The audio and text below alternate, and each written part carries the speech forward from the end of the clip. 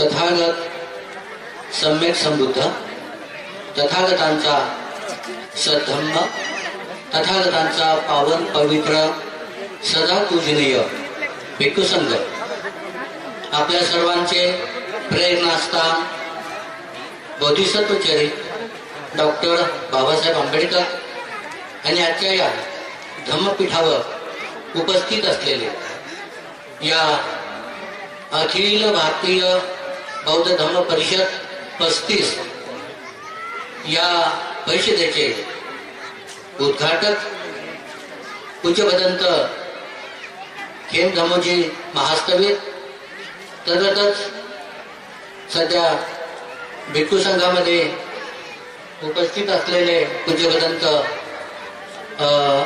या कार्यक्रमाचे अध्यक्ष पूज्य भदंत धम्मसेवकजी महास्तवीर, पूज्य भदंत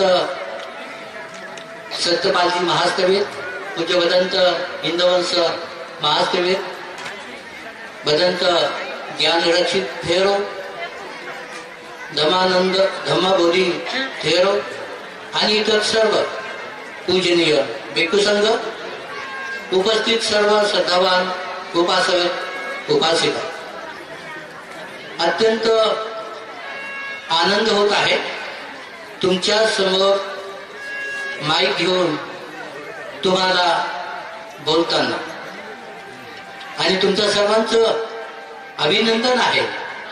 आपण या धम्म परिषदेला आपल्या श्रद्धेमधून दाद देत आहात आणि आपल्या आचरणामधून बुद्ध धम्म संघ यांचा सन्मान आपण करत आहात. तर खरोखर खूप आनंदाचा क्षण आहे, आनंदाचं वातावरण. अशा प्रसन्न वातावरणामध्ये आपण धम्म देशना ऐकत आहोत. ही खूप मोठी आपल्यासाठी पुण्याची बाब आहे. आणि मधात उपासक उपासिका येऊन भिक्खू संघाचं स्वागत करत आहे. हे सुद्धा त्यांच्या मध्ये असलेल्या श्रद्धेचं प्रकटीकरण होत आहे. आपण सर्वजण अत्यंत शांत चित्ताने धम्मदेशनेचा लाभ घेत आहेत आणि आपली सरकार बुद्ध धम्म संघ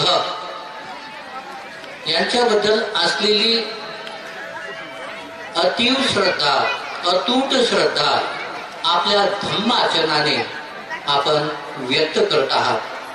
त्यामुळे तुमच्या सर्वांचं या धम्मश्रद्धेबद्दल अनुमोदन आहे आणि अभिनंदन आहे. मी तुमच्या मानसिक अवस्थेचा विचार करून काही बाबी तुमच्या पुढे ठेवत आहे. हे तुमची जबाबदारी आहे.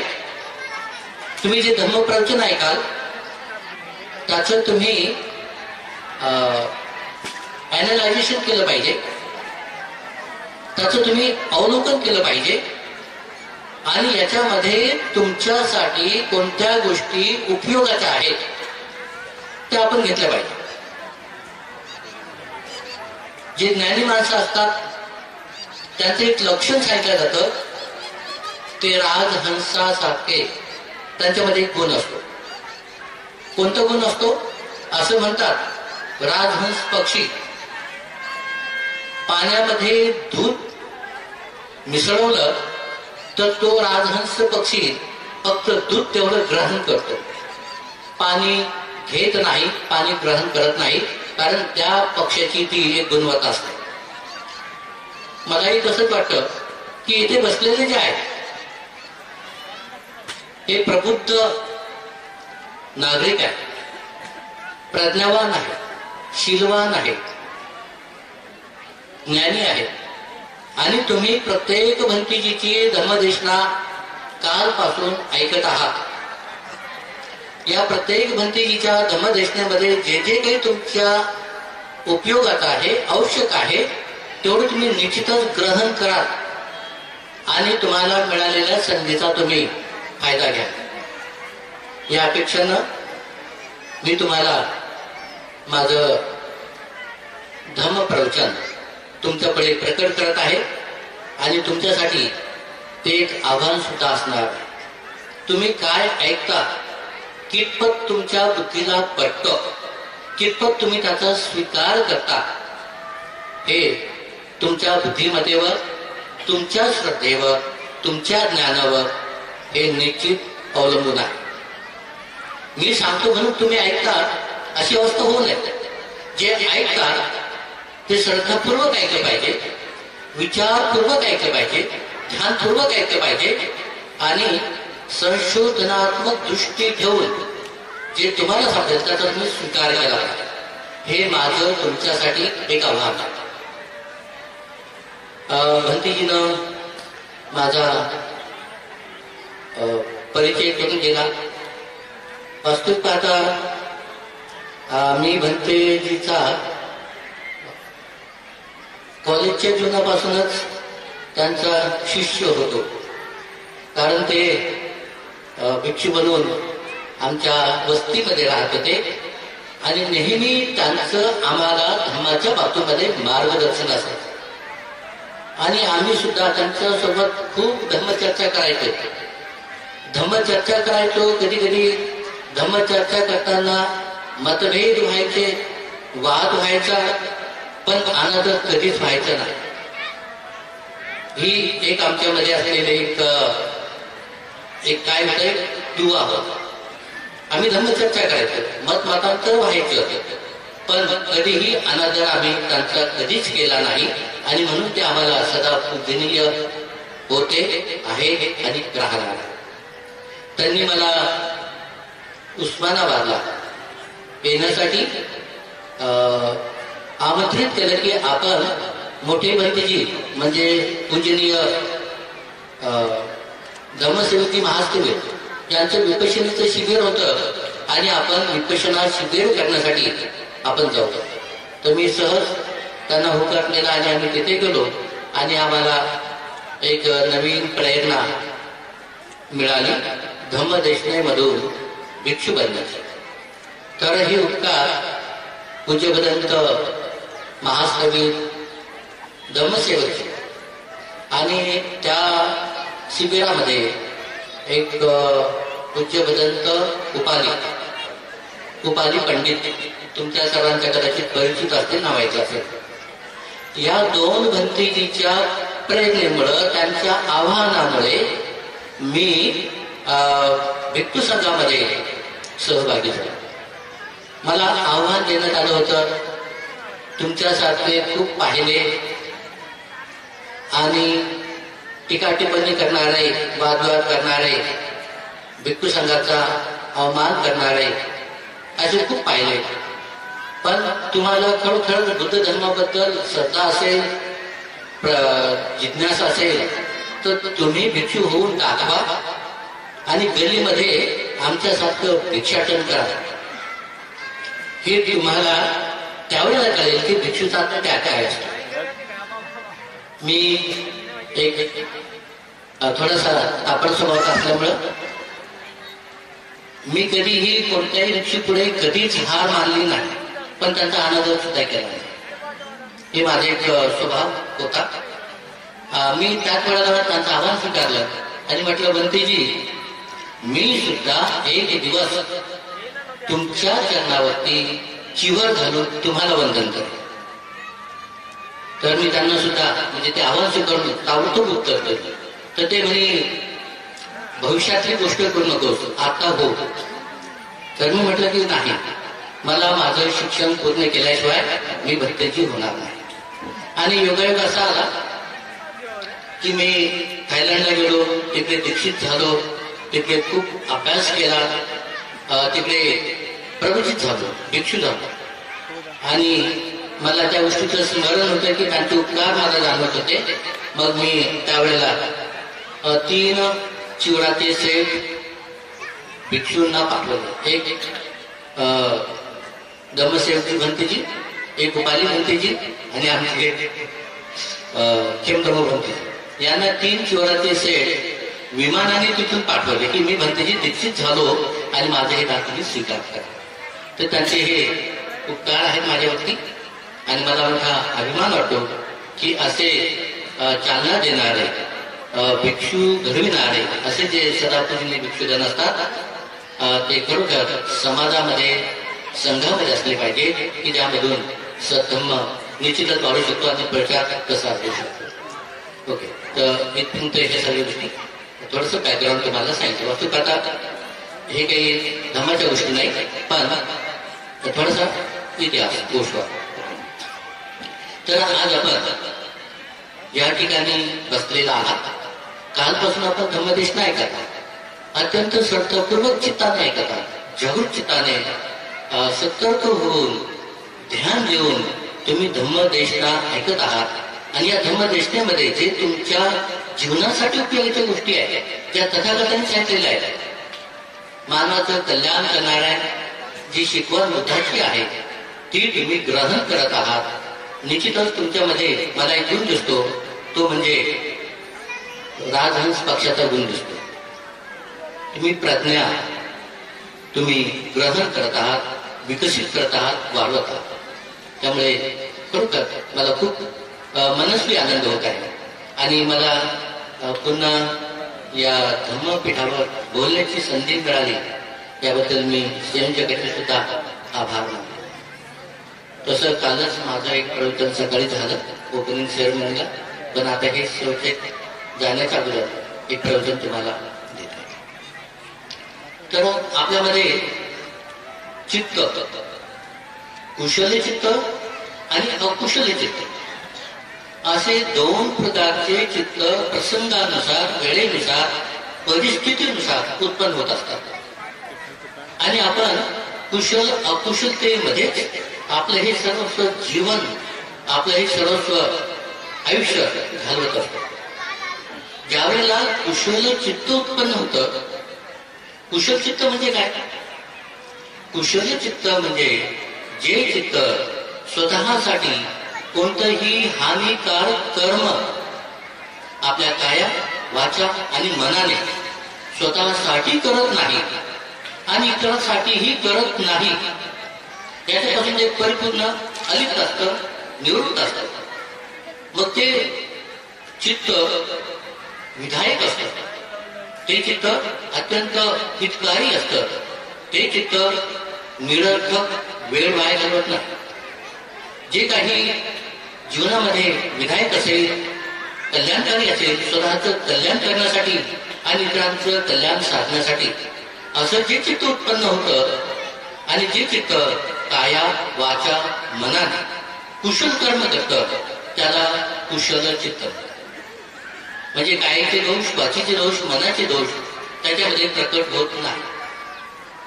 अपेक्षा असते की आपलं चित्त असंच असावं, आपल्या जीवनामध्ये सर्व प्रकारचं सुख उत्पन्न व्हावं, आपल्या सर्व इच्छा, आकांक्षा बुद्ध धर्म संघ यांच्या अनुकंपेनं परिपूर्ण व्हाव्यात अशी आपली अपेक्षा असते. पण तसं नेहमीच घडत नाही. कधी कधी कळत न कळत, कारण जाणता न जाणता अकुशल चित्तही उत्पन्न होते. त्याचं कारण आपल्यामध्ये जे काही अज्ञान असतं, मोह असतो, अजागरूकता असते, स्थूल अवस्था असते, अविचारी चित्त असतं. या गोष्टीमुळं आपलं अकुशल चित्त उत्पन्न होतं. आणि आपलं अकुशल चित्त उत्पन्न झालं तर तिथे लोभ, द्वेष आणि मोह ह्या तीन अकुशल हेतू उत्पन्न होतात.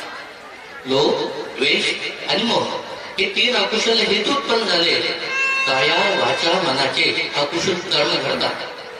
आणि त्याचं फळ माणसाच्या जीवनामध्ये दुःख, शोक, संताप, भय, भीती, चिंता, अधोगती, दुर्गती आणि शेवटी विनाश हे अगदी ठरलेलं असतं. जर आपलं कुशल चित्त उत्पन्न झालं तर कुशल चित्त उत्पन्न झालं, काया, वाचा, मनाचे कुशल कर्म घडतात. आणि त्याचं फळ सुख, शांती, आनंद, समाधान, सुगती आणि शेवटी मुक्ती हे आपल्याला प्राप्त होतं.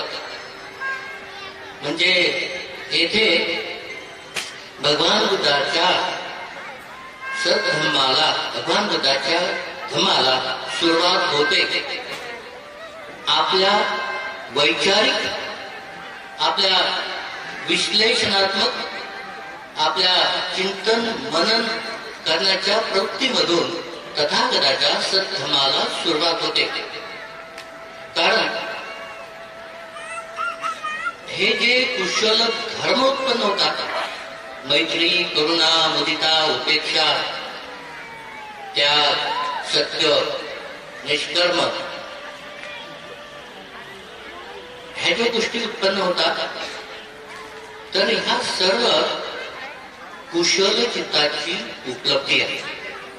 आणि अशा कुशल चित्तामध्ये एक अत्यंत प्रभावी धर्म उत्पन्न होतो, म्हणजे धम्म, तो म्हणजे श्रद्धा.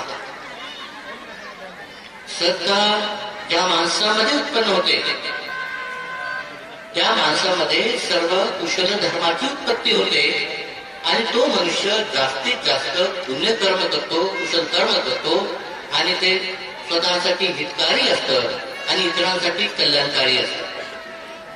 तर ही माणसाच्या जीवनाची सर्वात मोठी उपलब्धी आहे आणि तथागतांच्या सद्धर्माची ही शिकवण आहे. याच्याबद्दल आपण थोडंसं चिंतन मनन केलं पाहिजे. आपल्या मनामध्ये श्रद्धा असणे अत्यंत आवश्यक आहे. या माणसाच्या भूमीमध्ये दोन प्रकारची माणसं आपण पाहतो, श्रद्धावान माणसं आणि अंधश्रद्धाळू माणसं. आपण कोणत्या गटामध्ये येतो याचं विश्लेषण, याचं चिंतन मनन स्वतः केलं पाहिजे.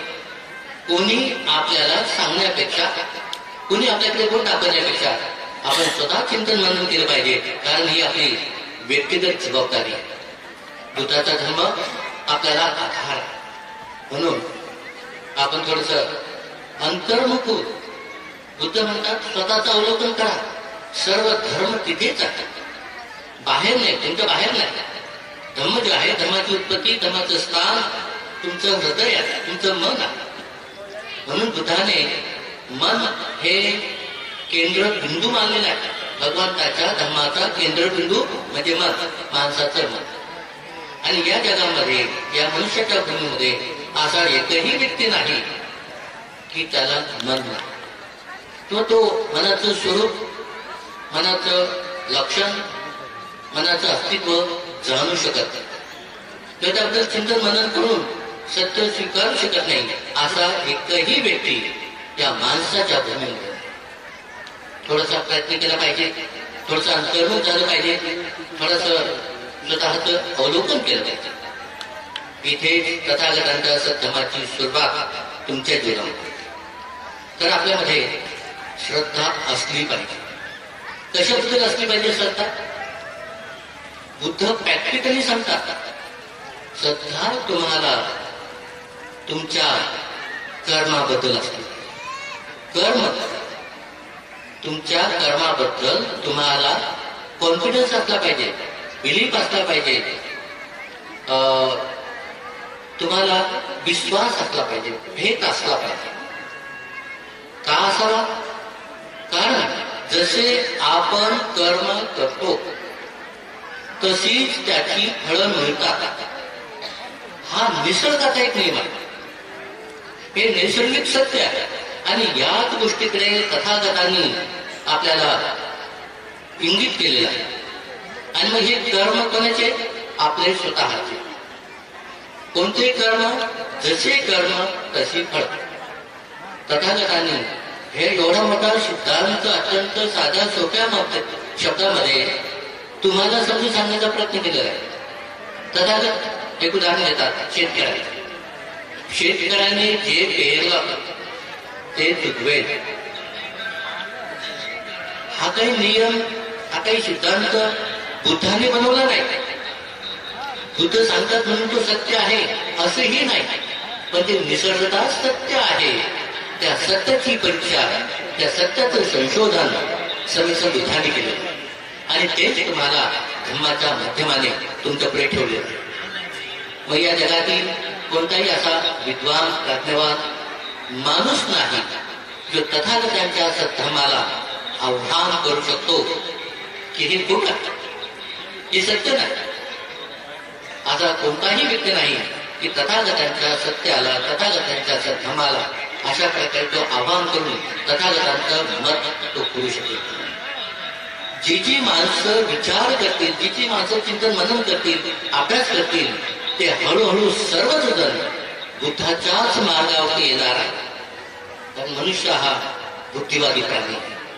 मग ज्याची जशी बुद्धी विकसित होईल तसा तो सत्याकडे, निसर्गाचं जे सत्य आहे, तथागतांचं जे सत्य आहे, तथागतांचं जो सद्धम्म आहे त्याकडे वळल्याशिवाय राहणार नाही. त्याचं कारण या प्रत्येक माणसाच्या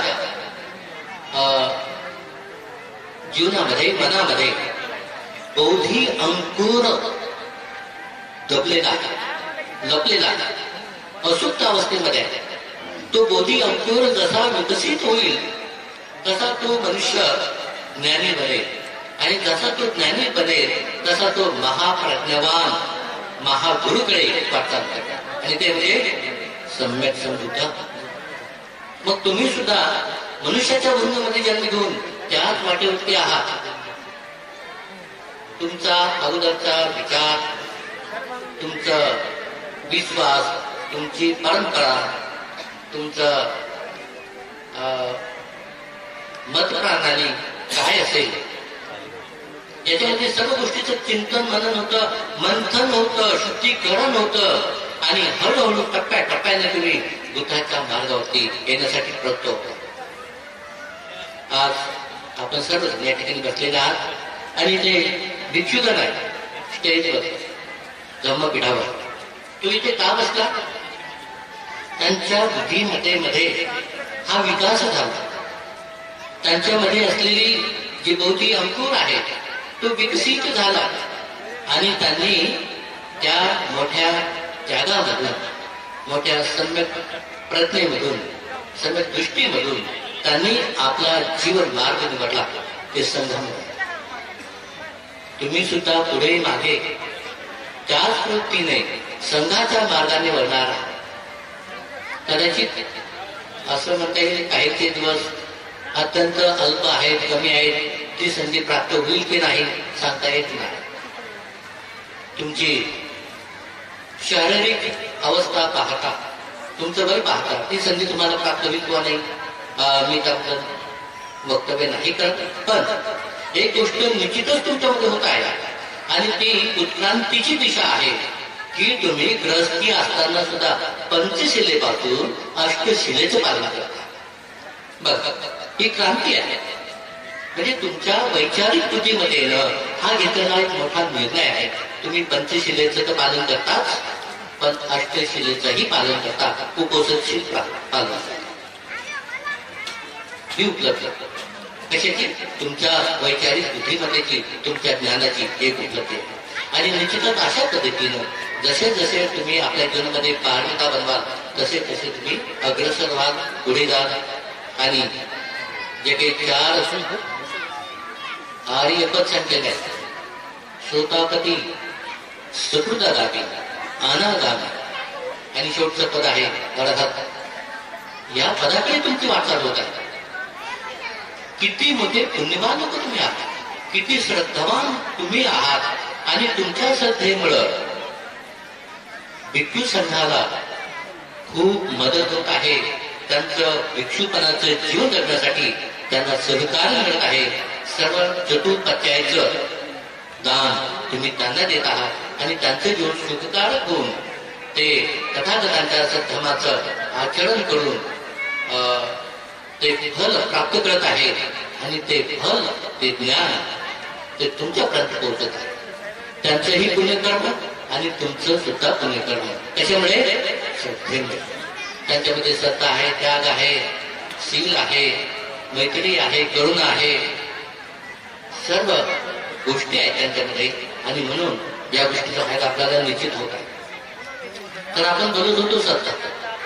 श्रद्धा माणसाला निश्चितच असावी. श्रद्धा म्हणजे विश्वास, फेथ, कॉन्फिडन्स, बिलीफ. हा कशावर असावा? आपल्या कमवावा. कम्म सत्ता म्हणतात त्याला. आपल्या कर्मावरती आपली सत्ता असणे म्हणजे इथे कुठेही अंधश्रद्धा, अंधविश्वास, कर्मकांड, unreasonable belief, blind faith, superstitious things कोणत्याही उत्पन्न होत नाही. आणि माणसाच्या भूमीसाठी हे सर्वात मोठा आव्हान आहे. मग तुमची सत्ता तुमच्या कर्मावरती असली पाहिजे. जसे कर्म तशी त्याची फळं तुम्हाला निश्चितच मिळणार. हे बुद्ध सांगत नाही, हे निसर्गतः सत्य आहे आणि ते बुद्धांनी शोधले. मग तेच बुद्ध तुम्हाला सांगत. मग तुमच्या कर्माचं फळ जसे कर्म तसे त्याचं फळ मिळतं. तुमची सत्ता कर्मावरती असत. कुशल कर्म केले तर त्याचे निश्चितच कुशल परिणाम, कुशल कर्माचे परिणाम म्हणजे पुण्य, पारमिता हा तुमच्या जीवनामध्ये घडल्याशिवाय राहणार नाही. दुसरी गोष्ट जी आहे, जी लोक स्वतःला तपासत नाही, आपल्या पायाचे, वाचेचे, मनाचे कर्म जाणत नाही, अंधाधुंद होऊन, बेसावध होऊन, अज्ञानाने, द्वेषाने, लोभाने, आसक्तीने, तृष्णेने, वासनेने जे काही वाईट कर्म करतात तर त्यांच्या वाईट कर्माचं फळ निश्चितच त्यांना वाईट मिळणार. म्हणून आपली श्रद्धा, आपला फेथ, आपला बिलीफ, आपला कॉन्फिडन्स, आपला अंडरस्टँडिंग आपल्या कर्माबद्दल असली पाहिजे. आपली श्रद्धा आपल्या कर्मावरती असली पाहिजे. याचं थोडंसं चिंतन मनन करा. तुम्ही कोणत्या विचाराचे, कोणत्या संस्कृतीचे, कोणत्या परंपरेचे, कोणत्या धर्माचे याला महत्व नाही. तुम्ही माणूस आहात, तुम्हाला सतसत विवेक बुद्धी आहे, त्याचा थोडासा विचार करा. त्याचा फायदा काय होतो हे तुम्हाला प्रवचनाच्या शेवटी शेवटी समजून येत नाही. म्हणून आपली श्रद्धा आपल्या कर्मावर असते. एक गोष्ट, आपली श्रद्धा आपल्या कर्माच्या विपाकावर असली पाहिजे. बघा, श्रद्धा कशाला म्हणतात? आपली श्रद्धा आपल्या कर्माच्या विपाकावर असली पाहिजे. जसे कर्म केले तसेच त्याचे विपाक बनणार, तसेच त्याचे विपाक बनणार. कुशल कर्म केले तर कुशल विपाक बनतील, अकुशल कर्म केले तर अकुशल विपाक. येथे अंधश्रद्धा, अंधविश्वास, कर्मकांड किंवा तुम्हाला जबरदस्ती, मी म्हणतो ते मान्य करा, मी म्हणतो ते तुम्ही स्वीकारा, मी म्हणतो ते सत्य आहे, याला काही जागा आहे की इथे कुठे? मुळीच नाही. सतसत विवेक बुद्धी तुमची जागृत आहे. जसे कर्म तसे त्याचे विपाक बनतात आणि ते विपाक आपल्याच पाठवतात. बुद्धाने या ठिकाणी हा उपदेश का केला असावा? थोडस चिंतन मनन करण्याची गोष्ट आहे. माणसाच्या भूमीमध्ये ज्या ज्या मानवानी जन्म घेतला, काही ज्ञानी आहेत, काही अल्पज्ञानी आहेत, काही बुद्धिहीन आहेत, तर काही एकदम म्हणजे माणसाच्या बुद्धीचाही त्यांना गंध नाही, असेही काही माणसं समजतात. मग अशी जी माणसं आहेत, तर ही दोन्ही प्रकारची माणसं, एक बुद्धिवान आणि एक अज्ञान. तर अशी दोन्ही प्रकारची माणसं आपल्या जीवनामध्ये जे काही सुखदुःख उत्पन्न होतं, ते सुखदुःख उत्पन्न करणारा माझ्या कर्माच्या व्यतिरिक्त, माझ्या व्यतिरिक्त कोणीतरी अदृश्य आहे, कोणतीतरी शक्ती आहे, असा एक विश्वास. त्याच्यामध्ये अंधश्रद्धा, अंधविश्वास, कर्मकांड आहे, त्याच्यामध्ये ब्लाइंड फेथ आहे, सुपरस्टिशियस थिंग्स आहे, डॉग्मा आहे. अशा गोष्टीला बळी पडतात आणि ते ईश्वर उत्पन्न करतात. ईश्वर उत्पन्न झाला तर त्याचा जोडीदार परमेश्वर ऑटोमॅटिक उत्पन्न होतो. आत्मा उत्पन्न करतात, आणि आत्मा झाला तर त्याचा विरोधात परमात्मा हा सुद्धा उत्पन्न. आत्मा, ईश्वर, परमेश्वर ह्या ज्या गोष्टी आहेत ह्या माणसाच्या अज्ञानामधून उत्पन्न झालेल्या गोष्टी आहेत, आणि मनुष्य त्या गोष्टीला बळी पडतो. म्हणजे येथे तो स्वतःच्या कर्माबद्दल, कर्माच्या विपाकाबद्दल सजग राहत नाही, जागृत होत नाही, चिंतन म्हणून करत नाही. सर्व बुद्धिमत्ता असूनही, मानवाची बुद्धिमत्ता असून तो देव, धर्म, कर्म, अज्ञान, अंधश्रद्धा, ईश्वर, परमेश्वर, आत्मा, परमात्मा याच्या पुढे माणसाची सतत विवेक बुद्धी ग्रहण टाकतो, आणि बुद्धीचा गुलाम, अज्ञानाचा गुलाम. तर ह्या सगळ्या गोष्टी नष्ट व्हाव्यात, तर यासाठी बुद्ध म्हणतात, धम्मपदाचे तुम्ही काल प्रवचन ऐकलं, इंद्रवंश भक्तीची यांच्या प्रवचनामध्ये आपण ऐकलं. धम्मपद या पुस्तकाबद्दल विस्तारितपणे आपण प्रवचन ऐकलेलं आहे. तर धम्मपदाच्या पुस्तकामध्ये पहिला वर्ग जो आहे त्याच्या 2 गाथा आहेत. मनोपुपम गमा धम्मा मनोसेठा मनो. बघा, थोडस लक्ष द्या, चिंतन मनन करा. तथागतांचा एक एक शब्द तुमच्या जीवनाशी कसा निगडीत आहे, कसा तो प्रॅक्टिकल आहे, कसा तो सार्थक आहे, याकडे थोडस लक्ष द्या. मनोपुपम गमा धम्मा मनोसेठा मनोमय. मनसाचे पदुत्थेन भासती वा करोति वा ततो न दुःखमन्वेति चक्रंग वहतो पद. पालीची गाथा आहे. मन सर्व गोष्टीचं प्रमुख आहे, मन सर्व गोष्टीचं प्रधान आहे, सर्व गोष्टी मनामध्येच उत्पन्न होतात. लक्ष द्या, इथे जो कोणी अकुशल मनाने वचन बोलतो किंवा काम करतो, प्रदूषित मनाने म्हणजे अकुशल मनाने वचन बोलतो किंवा काम करतो, त्याच्या पाठीमागे दुःख तसेच धावते, जसे गाडी ओढणाऱ्या बैलाच्या पायावर गाडीची चाकर. एवढं सत्य, सूर्यप्रकाशासारखं प्रकाशमान सत्य तुमच्या जीवनामध्ये जे नेहमी तुम्हाला त्याचा अनुभव येतो, हे सत्य भगवान बुद्धाने अतिशय साध्या सोप्या शब्दामध्ये तुम्हाला सांगितलं. त्याचं कारण काय? तुमच्या पाठीमध्ये दुःख कशामुळे येतं? कोणाचा शाप नाही, कोणाचा अभिशाप नाही, कोणाचं तुम्हाला वाईट इच्छेपासून हे दुःख तुमच्या पाठीमागे येत नाही. तर हे दुःख तुमच्या कर्माचा विपाक आहे. म्हणजे दुःख उत्पत्तीचं कारण ईश्वर, परमेश्वर, आत्मा, परमात्मा या गोष्टी आहेत का इथे? त्याची जाणीव होतं का तुम्हाला? नाही होत. हे चिंतन मननाचा भाग आहे. चिंतन मनन म्हणजे तुमच्या पाठीमागे दुःख उत्पन्न का होते आणि कसं धावते, तर तुमच्या कर्माचा तो विपाक आहे. ही गोष्ट, हे सत्य सर्व मानवासाठी तपासण्यासाठी, जीवन जाणण्यासाठी एक मोठं आव्हान आहे माणसाच्या भूमीसाठी.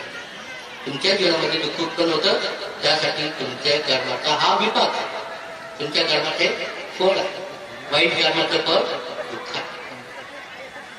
नेहमी दुःख उत्पन्न होतं माणसाच्या जीवनामध्ये नाही. या दुःखापासून सुद्धा तुम्ही सुटका करू शकता. ही ताकद, ही समज, ही बुद्धिमत्ता, हे बुद्धी स्वातंत्र्य, हे धैर्य भगवान बुद्धाने आपल्या धम्मामध्ये या मानवासाठी दिले. म्हणून कुठं दुसरी गाथा म्हणतात, मनोकुब्बम गमा धम्मा मनोसेठा मनोमय. मनसाचे पसंदेन भासती वा करोति वा ततो न सुख मनवेती छायावर अनपाई. जो कोणी, मन हे सर्व गोष्टीचं प्रधान आहे, प्रमुख आहे, सर्व गोष्टी मनामध्येच उत्पन्न होतात.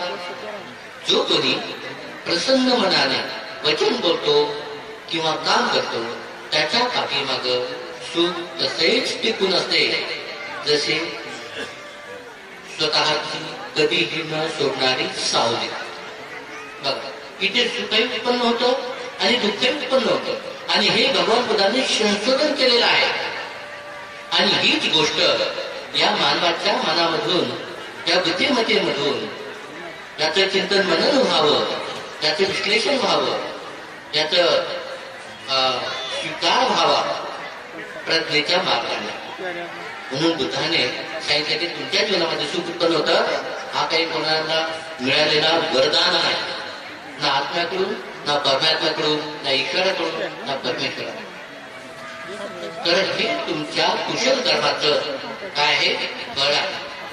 म्हणजे इथे भगवान बुद्धाने काय केले, माणसाच्या मनावरती जे काही दडपण होतं, माणसाची बुद्धिमत्ता जी काही गुलाम झालेली होती, अंधश्रद्धा, अंधविश्वास, कर्मकाम, ईश्वर, परमेश्वर, आत्मा, परमात्मा या नावाने ही बुद्धिमत्ता, ही गुलामगिरी भगवान बुद्धाने आपल्या धम्मप्रवचनामधून, आपल्या सम्यक ज्ञानामधून संशोधन करून या मानवाला या अंधश्रद्धेपासून मुक्त केलं.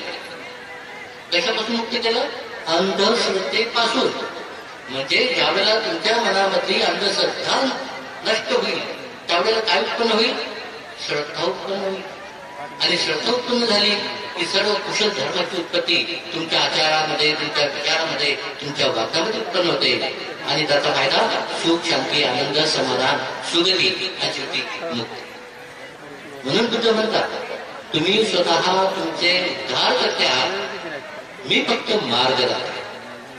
बुद्धाने स्वतःकडे ते क्रेडिट नाही घेतलं की तुम्ही जीवनमुक्त अवस्थेला गेलात, तुम्हाला मुक्ती मिळाली, मोक्ष मिळाला, तर मी मोक्षदाता आहे असं बुद्धांनी कधी म्हटलं नाही. बुद्धाने सांगितलं मी फक्त मार्गदर्शक आहे. तुम्ही त्याचं आचरण केलं तर हे फळ तुम्ही मिळू शकता. म्हणजे इथे बुद्धी स्वातंत्र्य, विचार स्वातंत्र्य, आचार स्वातंत्र्य हे कोणी दिलं तुम्हाला? बुद्धाच्या विचाराने दिलं. विचार करण्याची गोष्ट आहे. जे कधी कोणत्याही महापुरुषाने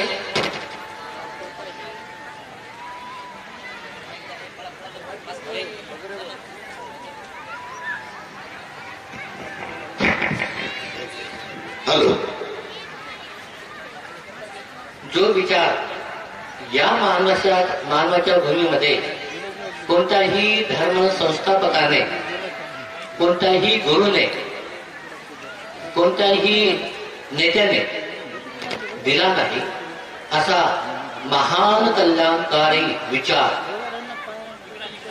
या मानवाला तथागत बुद्धाने दिला.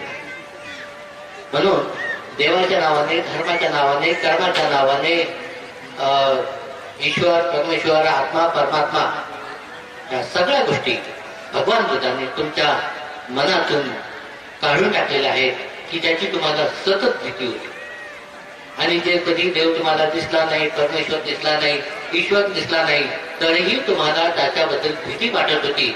आणि अशा अज्ञानामधून तुम्ही कर्मकांड करत होते, अकुशल कर्म करत होते. पण एकदम स्वच्छ प्रकाशासारखा नीतिमान, बुद्धिमान, अत्यंत प्रखर असा धम्म तथागताने तुम्हाला दिलेला आहे. म्हणून तुमची श्रद्धा कशावरती असावी? कर्म विपाकावर असावी. पहिली श्रद्धा कर्मावरती असावी, दुसरी श्रद्धा तुमच्या कर्माच्या विपाकावर असावी. चिंतन मनन करा. याच्याही पुढे थोडस तुम्हाला जावं लागणार आहे श्रद्धेच्या बाबतीमध्ये. ते म्हणजे तुमची श्रद्धा कम्म ससत श्रद्धा असावी. काय म्हणतो त्याचा अर्थ पालीमध्ये? कम्म ससत श्रद्धा म्हणजे जसे आपण कर्म करतो त्या कर्माचे भोगणारे, त्या कर्माचे जबाबदार आपण स्वतःच असतो. बघा किती विचार तथागतांचा महाकल्याणकारी या प्रबुद्ध लोकांसाठी आहे, या विचारी लोकांसाठी आहे, ज्ञानी लोकांसाठी. म्हणजे जसे तुम्ही कर्म करता त्या कर्माचे जे काही फळ मिळतात त्याचे भोगदार, त्याला जबाबदार तुम्ही स्वतःच असता. त्याला जबाबदार कोणी असू शकत नाही. आणि ते कर्म फक्त तुमच्या पाठीमागच येतात, दुसऱ्याच्या पाठीमागच जात. येथे काही अंधश्रद्धा, अंधविश्वास, कर्मकांड उत्पन्न होतात का? ज्ञानी माणसासाठी कधीच उत्पन्न होत नाही, भीती उत्पन्न होत नाही, आणि तो मनुष्य कधीही जीवनाच्या अकुशल मार्गाने जाऊन अधोगती दुर्गतीच प्राप्त होत नाही. तर ही श्रद्धा कोणती आहे? कम्म ससत श्रद्धा. जसे कर्म केले त्या कर्माचे फळ भोगणारे, विपाक भोगणारे आपण स्वतःच आहोत.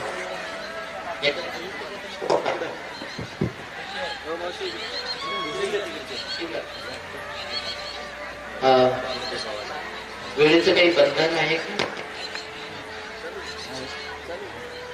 काही नाही ना?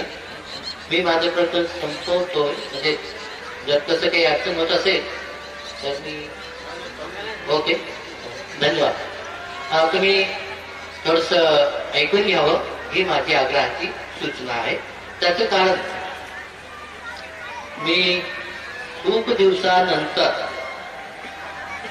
या परिषदेमध्ये आलेलो आहे.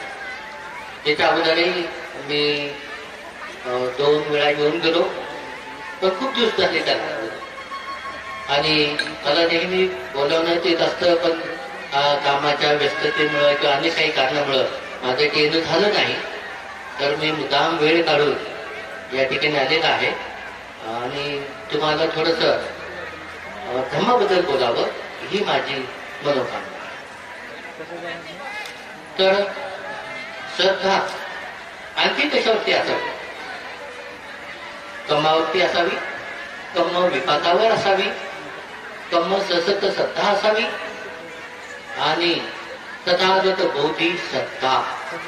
काय? तथागत बोधी श्रद्धा म्हणजे तथागतांच्या समीक्षम बौद्धी ज्ञानावर तुमची श्रद्धा असावी. बघा, तथागतांच्या समीक्षम बौद्धी ज्ञानावर तुमची श्रद्धा असावी. का असावी? त्याचं कारण बुद्ध हे महाज्ञानी,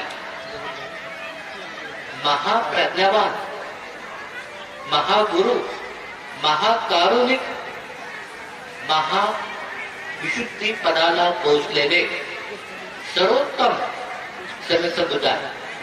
मग अशा गुरुला मानणे, अशा गुरुला शरण जाणे, अशा गुरुचं शिष्यत्व पत्करणे ही तुमच्या जीवनाची गुणवत्ता आहे. हे तुमच्या जीवनाचं काय आदर्श आहे, तुमच्या जीवनाची ही डिग्निटी आहे असं म्हणावं. म्हणून तथागत बोधी श्रद्धा ही आपल्यामध्ये असली. तथागत हे 2 गुणांनी अंतियुक्त आहे. अत्तहित संपत्ती, अत्तहित संपत्ती म्हणजे काय? तथागताने अनंत जन्म पारमतेचा अभ्यास करून सम्यक बौद्धिक ज्ञान प्राप्त केलेलं आहे, संबुद्ध झालेलं आहे. त्यांच्याकडे ही असलेली धम्मसंपदा, त्यांच्याकडे असलेले धम्मज्ञान, त्यांच्याकडे असलेली ही संबोधी, ही त्यांची गुणवत्ता आहे की त्या पारमितेमधून अनंत जन्म, असं सांगतात 4 असंख्य 1 लाख कल्पापर्यंत सम्यक संबुद्धाने म्हणजे बोधिसत्वाने आपल्या पारमितापर्यंत गेला, धम्म आचरण केलं आणि त्याचं फल सम्यक संबोधी ज्ञान त्यांनी प्राप्त केले, ते सम्यक संबुद्धी झाले. या संपत्तीने ते परिपूर्ण आहे. ही त्यांची अत्तहित संपत्ती आहे.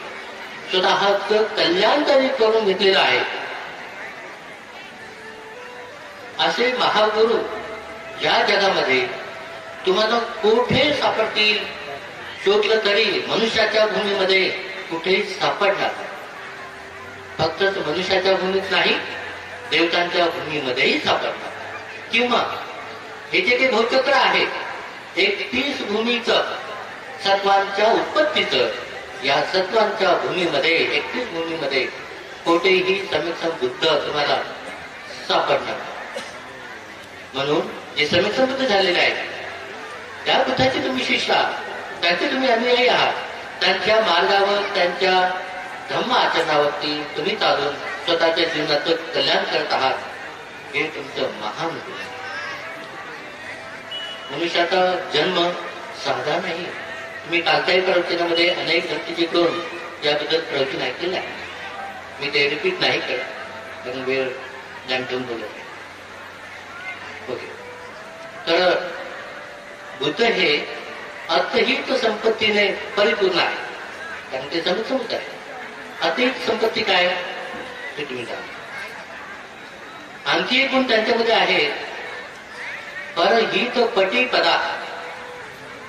जे ज्या प्रकारे आपल्या स्वतःचं कल्याण झालं, ज्या प्रकारे ज्या आचरणाने ज्या विचाराने आपण या जन्म मरणाच्या भवचक्रापासून मुक्त झालो, अडत झालो, निर्वांत प्राप्त केलं, तशाच प्रकारे जे दुःखी पीडित आहेत, या जन्म मरणामध्ये जे भवचक्रामध्ये फिरत आहेत, त्यांचंही कल्याण व्हावं, ते सुद्धा जन्म मरणाच्या भवचक्रापासून मुक्त व्हावे, ते त्यांना सुद्धा अरहत्व प्राप्त व्हावं, ते सुद्धा परिपूर्ण दुःखापासून मुक्त व्हावे, ही त्यांची कामना, हे त्यांचे प्रयत्न, हे त्यांचं आदर्श, हे त्यांचं जीवन प्रणाली